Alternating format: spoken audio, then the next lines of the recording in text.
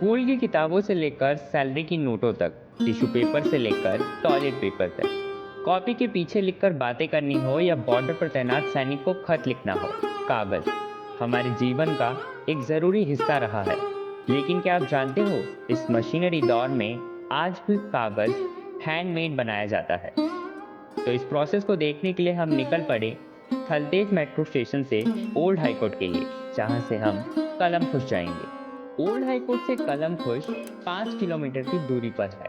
तो अभी हम खड़े हैं ओल्ड हाई कोर्ट के मेट्रो स्टेशन पे और यहाँ से हम जाने वाले हैं कलमपुर। इसके लिए हम लोगों ने कर लिया रैपिडो बुक।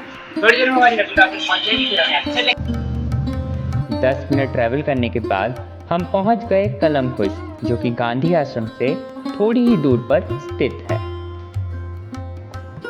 वैसे तो पेपर मेकिंग की बहुत सारी वीडियोस आपने सोशल मीडिया पे देखी होंगी, लेकिन पेपर मेकिंग इस टाउन का एक आर्ट हुआ करती है। 70 सालों से इंडियन ट्रेडिशनल आर्टिस्ट खुद अपने हाथों से यहाँ पेपर बनाया करते हैं। ये कंपनी लगभग एक दिन में 1000 से 1500 शीट ऑफ पेपर्स बनाया करती है। कलम खुश का नाम काका पालेकर द्वारा रखा गया है, जिसका अर्थ होता है जॉय ऑफ राइटिंग। और ये बात मैंने यहाँ के हर एक वर्कर से सुनी। क्या कहा था उन्होंने? इसका अर्थ होता है जिस कागज से होता है कलम खुश, वो है कलम खुश।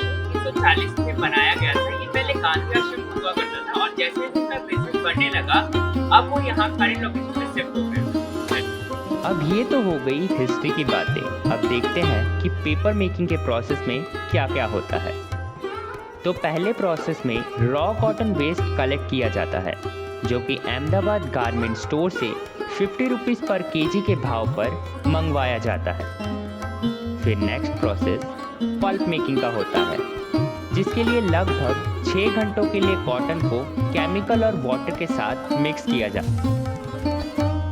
और अगर हमें रंगीन पेपर की ज़रूरत हो तो कलर भी इसी प्रोसेस के दौरान मिलाया जाता है।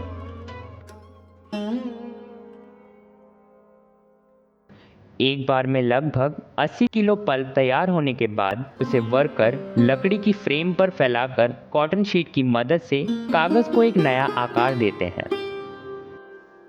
उसके बाद तैयार किए गए कच्चे कागज से एक्सेस ऑफ वाटर को हाइड्रोलिक प्रेस की सहायता से अलग किया जाता है। उसके बाद कच्चे कागज को कॉटन शीट से अलग कर सुखाने के लिए जमा किया जाता है।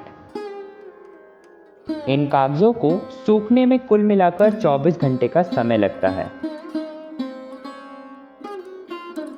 सूखे हुए कागजों को आयरन शीट्स के बीच दबाकर कैलेंडरिंग मशीन में सीधा किया जाता है। अगले प्रोसेस में पेपर के अनचाहे कोनों को कट कर परफेक्ट बनाया जाता है।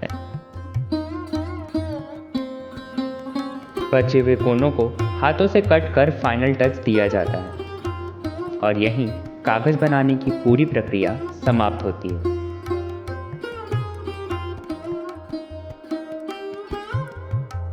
प्रक्रिया समाप्त होने के बाद वहाँ पे जो कचरा इकट्ठा होता है, उसे भी वो लोग रिसाइकलिंग के लिए भेज देते हैं।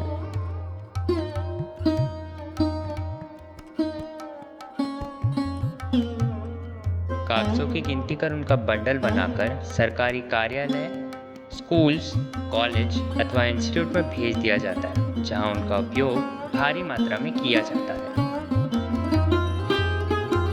कलम खुश में कागज ही नहीं बल्कि और भी कई सारी चीज़ों का निर्माण होता है, जैसे बॉन्ड पेपर से लग्न पत्रिका तक, इनविटेशन कार्ड से डायरी तक, पेपर बैग, डेकोरेटिव आइटम्स का भी निर्माण यहीं होता है। पेपर मेकिंग की पूरी प्रोसेस तो आपने देख ही ली, तो आप जानते हैं कलम खुश से जुड़ी कुछ और बातें। गुजरात खादी ग्रामोद्योग मंडल है, इसमें कलम खुश हाथ कागज केंद्र एक विभाग है।